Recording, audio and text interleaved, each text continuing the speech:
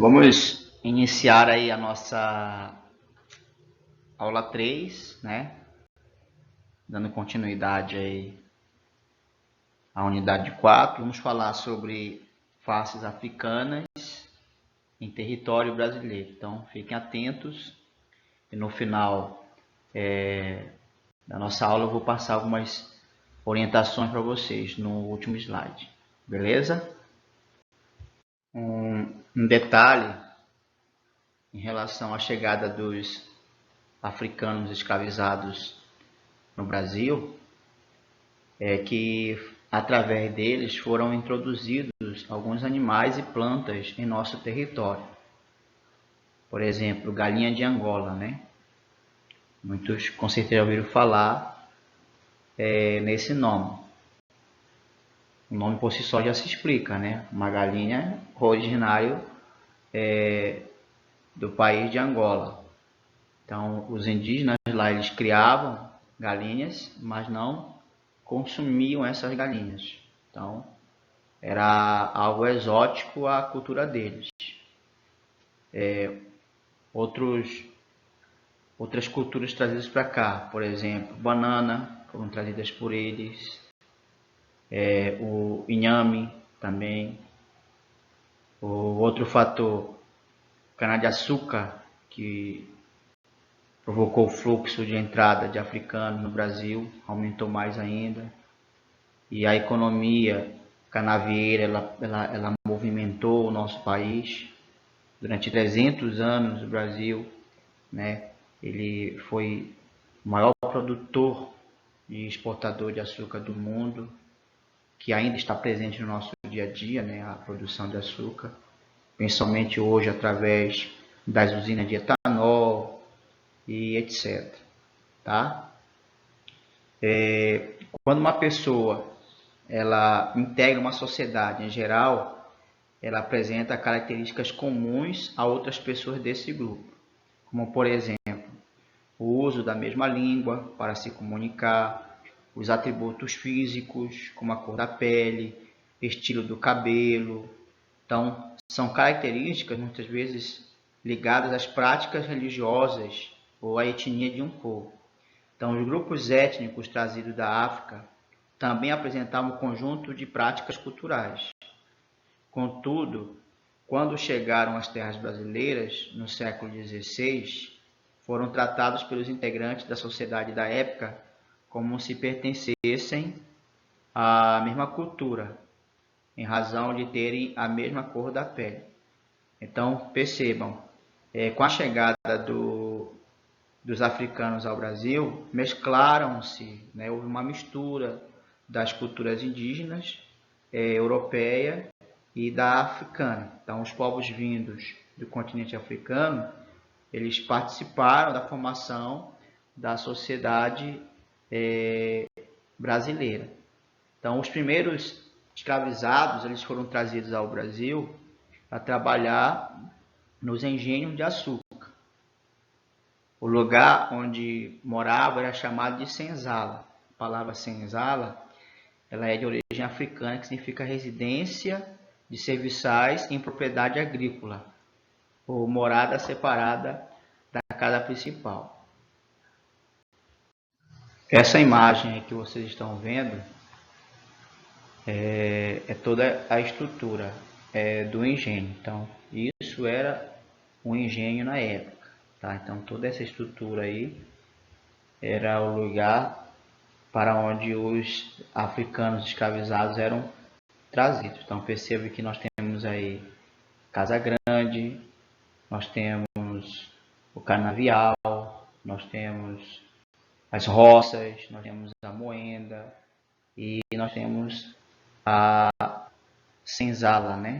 Então, como já falei agora há pouco, a senzala é o lugar onde os escravos eles moravam, né?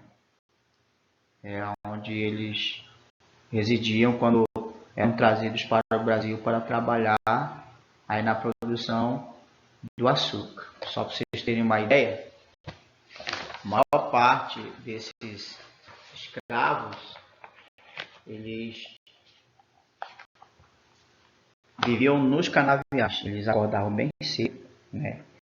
Alguns historiadores diziam que eles acordavam em média 4 horas, 5 horas da manhã.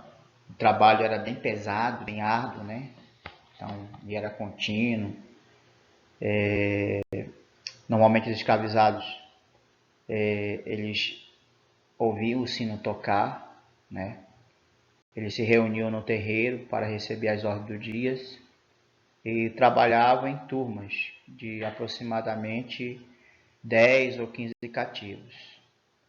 E grande parte desses escravos trabalhavam na agricultura de subsistência, na criação de gado, nos ofícios manuais e até mesmo nos serviços domésticos, principalmente as mulheres escravas. Um outro fator nas cidades, esses escravos, eles eram encarregados do transporte de objetos, de pessoas, né? E constituiu a mão de obra mais numerosa empregada na construção de casas. Eles construíam casas, pontes, fábricas, estradas e outros serviços urbanos. Eles também eram responsáveis pela distribuição de alimentos, como vendedores ambulantes e quitandeiras, que povoavam as ruas em grandes e pequenas cidades brasileiras.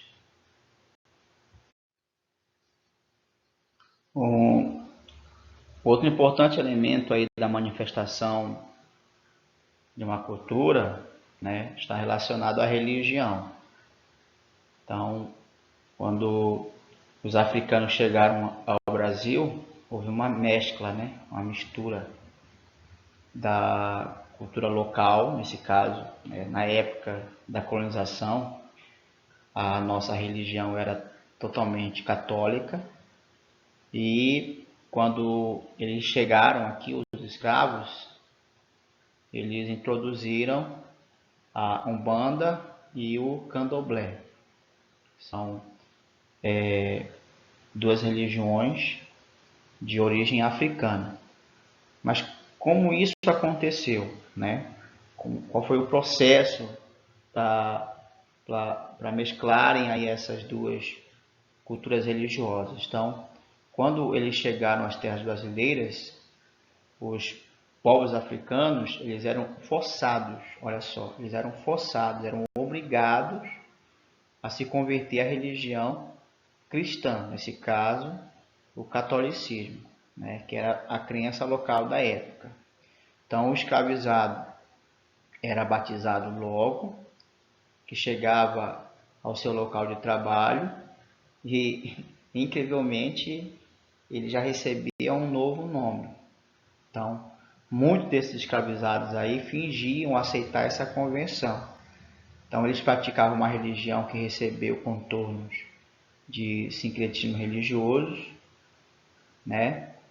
E usava as imagens, olha só, usava as imagens de santos católicos para associá-los aos deuses de sua religião.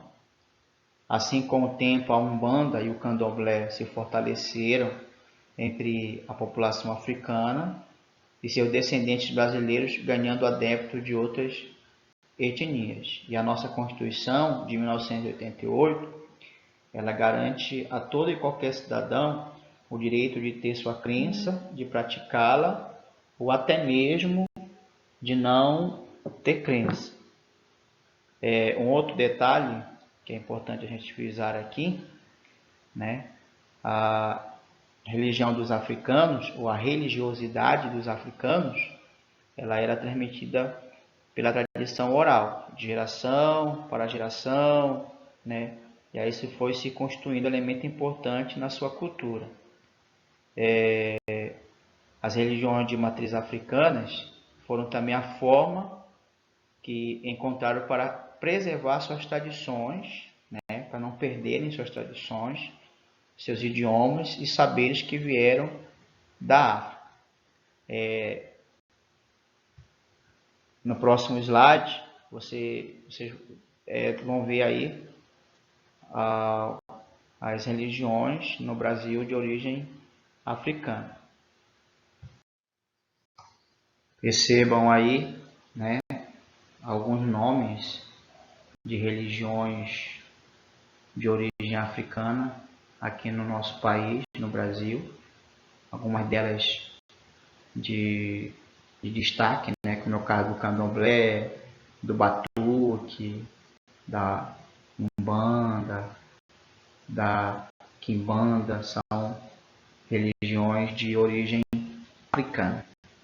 Então, faço aí uma visualização, uma leitura dessas religiões. Então, nem todos os escravos, né, eles aceitavam serem escravizados. Então, houve muitas resistências por parte de centenas e milhares deles. Então, como vocês podem observar, o fato de os escravos serem trazidos para o Brasil em uma migração forçada não significa que eles aceitaram de forma pacífica, né, a condição de escravizados. Como forma de resistência aos maus tratos do trabalho escravo, muitos desses africanos eles fugiram para as matas. Então, nessas fugas, eles organizaram os quilombos, esses locais de refúgios para os africanos e seus descendentes brasileiros surgiram no século XVI. Já durante o século XVII e o século XVIII, o funcionamento dos quilombos considerava a tradição dos africanos que neles habitavam. Nessas comunidades chamadas de quilombolas eram realizadas diversas atividades, como por exemplo, eles praticavam a agricultura, o extrativismo, eles criavam os animais, exploravam os minérios. Eram locais onde eles, os africanos, podiam manter as suas tradições, seus costumes, a sua língua e a sua religiosidade. E sempre temos que falar, né? O mais famoso quilombola foi o Zumbi de Palmares, foi o famoso quilombola, é considerado o líder, né, dessa resistência aí africana. Então, estudos históricos dos vestígios deixados na região, eles mostram que por volta do ano de 1640 havia 9 comunidades em Palmares. E mesmo estando nos quilombos, os membros dessas comunidades não deixavam de lutar pelos companheiros que ainda viviam como escravizados. Então era comum ajudar a organizar fugas nas fazendas, ou a economizar o dinheiro que obtinham da venda dos seus produtos para comprar a liberdade dos escravizados. Então observem aí esse mapa. Esse mapa ele te mostra as terras quilombolas, né, tituladas em processo no INCRA, Instituto Nacional de Colonização e Reforma Agrária. Então, esses dados aí eles são os mais atualizados, né? Então, percebam que nós temos no total de terras quilombolas em processo, 1.505 terras em processos. Como assim? Eles estão exigindo o direito dessas terras. Eles quem? Os quilombolas. E 168 terras quilombolas tituladas. Aqui no nosso estado, em Rondônia, nós temos 5, né, terras quilombolas em processo e uma terra já titulada. No Amazonas são 4, no Acre não tem nenhum, Mato Grosso são 72, no estado do Pará 54 em processo e 58 terras tituladas. No Amapá 30 em processo e apenas uma intitulada.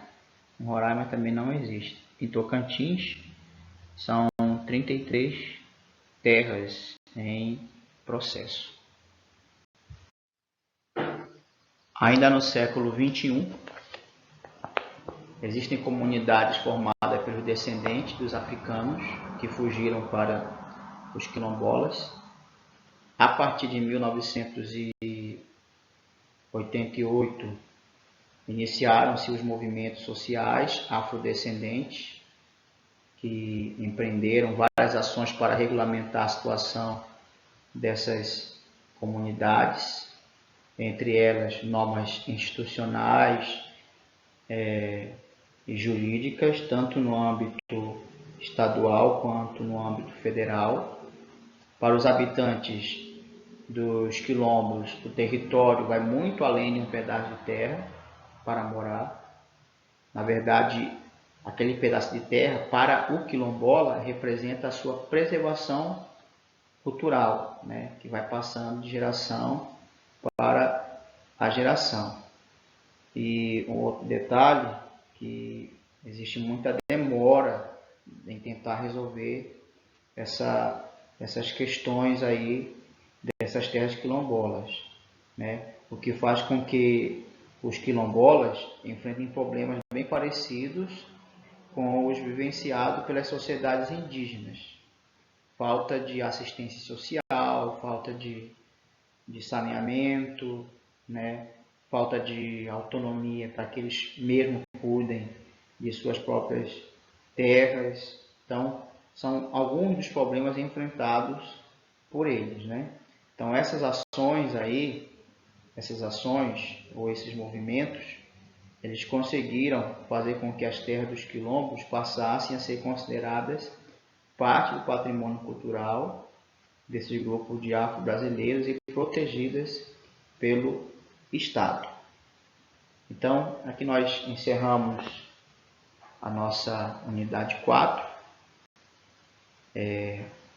Ouçam várias vezes aí essa explicação, façam uma leitura de todo o conteúdo. Vocês podem já ir grifando, né? O que vocês estão vendo no slide, vocês podem ir grifando na apostila de vocês.